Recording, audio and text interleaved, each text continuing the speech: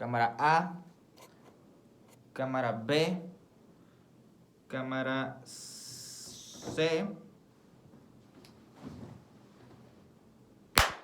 Ok, entonces empezamos en este primer episodio de podcast aquí en God English con un súper invitado, una gran persona, el señor Orlando González Rivas. Hola, hola.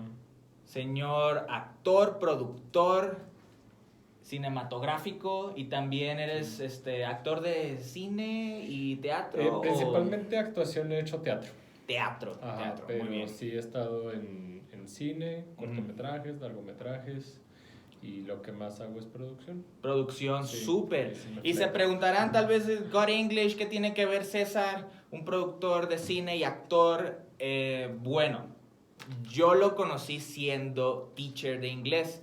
Lo conocí porque su novia fue compañera mía en una escuela y da la casualidad de que no tenía a alguien que me cubriera en algún momento. Y le pregunté a su novia, la maestra Rebeca, y me dice, ¿sabes qué? No puedo, pero mi novio puede. Y César, desde entonces, ¿qué hace? Como un año, ¿no? Más o menos. Más o menos, sí. desde hace un año tenemos conociéndonos. Y quizás fue menos, porque para lo que me contactaste primero fue para el trabajo de traducción, ¿no? ¿Ah, ese fue primero? Eso fue primero y luego ya ok, me ok. dijiste, oye, a ver si me puedes completar un par de clases. Pero Cierto. el primero fue el trabajo de traducción. Primero fue el trabajo de traducción. Muy rudo. ¿Estuvo ya, no?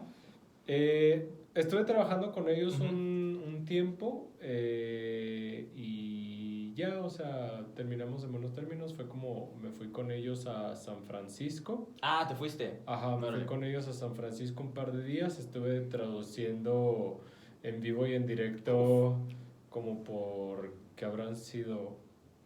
Unas 8 horas. Mínimo el primer día. El primer día creo que traduje como 11 horas. Sí, fue una cosa cansada, horrible. Y el segundo día, ajá, si no fueron 9, fueron 8. Fácil.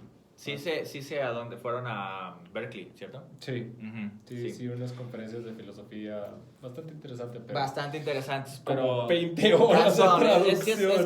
es cansado Sí. porque es un tema pues complicado, que si no tienes como una práctica constante sobre eso, Sí. se vuelve complicado, por Sí, supuesto. Bien, pues invité a César a esta primera edición de este podcast en God English, para hablar acerca del si es difícil realmente aprender a hablar inglés o no.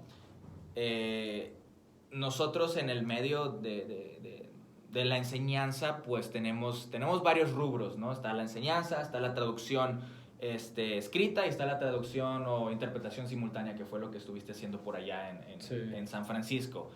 Ahora, si es difícil o no, pues eso depende de cada quien, pero entre uno u otro, creo yo, factor que puede impedir o puede como engrasar las cosas para que el aprendizaje del habla sea más suave o no.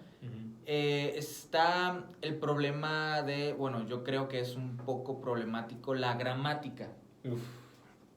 Porque muchos, a mí me ha tocado, Sí. ¿sabes? De que, teacher, no hablo inglés porque no sé gramática, ¿sabes? Ya. Yo no sé gramática y no puedo hablar inglés por eso, entre otras muchas cosas, ¿no? Como que me da pena hablar, me da miedo que se burlen, entre muchos otros temas. Claro. Pero uno de los principales factores que las personas cuando se acercan a mí me dicen, no hablo inglés porque necesito aprender gramática, yo lo veo como un poco obstaculizante. En el aspecto de, por ejemplo, personalmente yo aprendí a hablar inglés haciendo. O sea, ¿sabes? Estando ahí en el campo de batalla, yo así aprendí inglés. Claro. A mí no me enseñaron gramática hasta que regresé a México y empecé a dar clases. Hasta que empecé a dar clases, empecé a saber de la gramática del idioma. Claro. Entonces yo me di cuenta en que realmente no necesitas mucho la gramática para aprender inglés. Entonces, invité a César para que me hablara un poquito acerca de su experiencia. ¿Cómo es que él aprendió a hablar inglés? ¿Cómo aprendiste tú a hablar inglés? Cuéntame un poquito Bueno, acerca yo de ti. soy de Tijuana. Ajá. Nací en el último hospital del país. ¿En el último? Literal, porque es el que está más pegado a la frontera Ok. y a la esquina del que da al océano, pues. Ok. No hay ningún hospital más cerca ni a la frontera ni al océano. Es el hospital más lejos de México. Sí, o sea, Ok.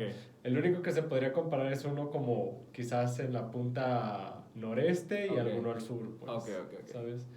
Entonces fui a dar a ese hospital, estaba en la frontera de San Diego, mi hermano pues era un joven adolescente, puberto, para cuando yo nací, ya que empecé a crecer, desarrollar un poco más la conciencia y era un adolescente. Sí.